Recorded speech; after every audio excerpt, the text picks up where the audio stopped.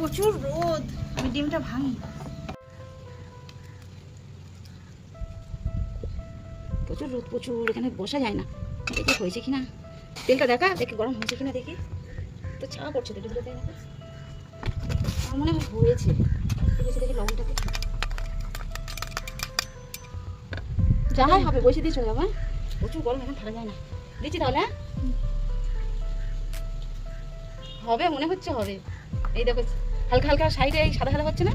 40 minute পর আসলাম, এবার দেখাবো যে ডিমের পজিশনটা কি অবস্থায় আছে।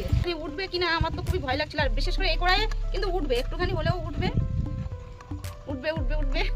এখন উপরে হালকা কাঁচা আছে, এই তো তুলে নিচ্ছি। আর বেশি ডিম তো কাঁচা থাকলেও খাওয়া যায়, তাই না? কাঁচা ডিম অনেকে খায়, তাই দেখি আজকে মনে হয় খেতে পারবো।